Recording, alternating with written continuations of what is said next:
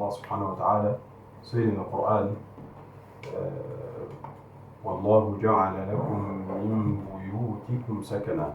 Allah said in Surah An-Nahl, Surah number 16 in the Quran, in ayah number 80, وَاللَّهُ جَعَلَ لَكُم مِّن بُيُوتِكُمْ سَكَنًا. That means Allah has recognized having home or having house as a blessing that Allah subhanahu wa ta'ala has granted to us. Allah has made for you houses and homes so that you find peace in it. So the having home or having house in Islam is not just about walls or about the roof or about the physical space. It's about having peace, having love, sharing the happy moments together in the house. Is about teaching the kids. It's about tolerance between the spouse and the parents and the siblings. This is the meaning of house in Islam. The Prophet's house, sallallahu alaihi wasallam, was very simple, but it was full of iman and love.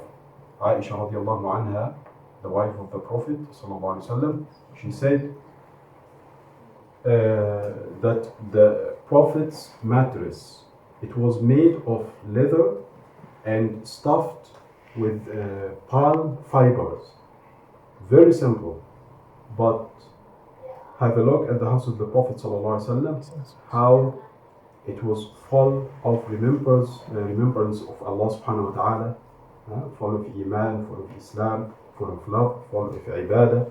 And the Prophet said ﷺ in a correct hadith, do not make your houses as a dark grave. He said, the shaitan runs away from a house where Surah Al-Baqarah is recited in it. So the question here, how should we protect our houses from being like a dark grave, as the Prophet ﷺ? So the Prophet ﷺ has given us step number one is to read the Quran in the house, especially Surah Al-Baqarah. And yes, I know most of us, at least, we listen to some recordings of Surah Al-Baqarah and so on, but you still also have to read by yourself. You need to get that barakah, that blessing of reading the Quran by yourself. It doesn't matter even if it's just few lines from the Quran every day. It will give you will feel the effect of reading. Just read 5 ayat or 5 lines before you sleep. 2 lines, it's okay, but just make it's about consistency. It's not about that like the whole month you don't read anything, but suddenly you read 1 juz. No, in Islam it's not like that. If you read every day 2 verses better than you read 1 juz in one night. So number 1 is to read the Quran at house. Number 2 is to follow the sunnah of the Prophet ﷺ, the character of the Prophet ﷺ in the house. He said ﷺ, if Allah wishes something good for a family, He will grant them kindness in the house. It's about having peace in the house. How do you deal with each other? Because in this modern era, unfortunately, sometimes the houses are a source of stress instead of being source of peace. So it's also about how do we deal with each other in the house.